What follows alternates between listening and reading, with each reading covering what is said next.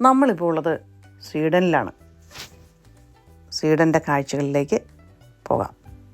സ്വീഡനിലെ ശൈത്യകാലം ഒരു യഥാർത്ഥ അത്ഭുത ലോകമായിരുന്നു എനിക്ക്.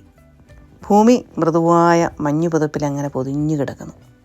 തടാകങ്ങൾ തണുത്തുറഞ്ഞ് ഐസ് സ്കേറ്റിംഗ് റിങ്കുകളായി മാറുന്നു. കുട്ടികൾ സ്നോമാൻമാരെ ഉണ്ടാക്കുകയും സ്നോബോൾ വഴക്കുകൾ നടത്തുകയും ചെയ്യും. അതേസമയം കുടുംബങ്ങൾ അടുപ്പിനടുത്ത് ഒത്തുചേരുകയും ചൂടുള്ള ഗ്ലോഗ് കുടിക്കുകയും ജിഞ്ചർ ബ്രെഡ് കുക്കികൾ ആസ്വദിക്കുകയും ചെയ്യും.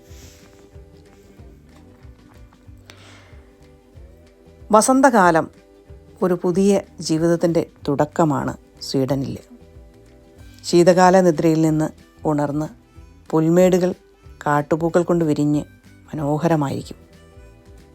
പക്ഷികൾ ആഹ്ലാദകരമായ പാട്ടുകളാൽ അന്തരീക്ഷം നിറച്ചുകൊണ്ടിരിക്കും. സ്വീഡൻ അതിൻ്റെ പ്രകൃതി ഭംഗി കൊണ്ട് മാത്രമല്ല, സമ്പന്നമായ സംസ്കാരവും ചരിത്രവും കൂടിയാണ്. സ്റ്റോക്ക്ഹോമിലെ പഴയ പട്ടണമായ ഗാംലാസ്റ്റാൻ്റെ അതിശയകരമായ വാസ്തുവിദ്യ മുതൽ ഗോട്ട്ലാൻഡിലെ ആകർഷകമായ വൈക്കിംഗ് പൈതൃകം വരെ പരിവേഷണം ചെയ്യാനും പഠിക്കാനും എപ്പോഴും എന്തെങ്കിലുമുണ്ട് സ്വീഡനിൽ.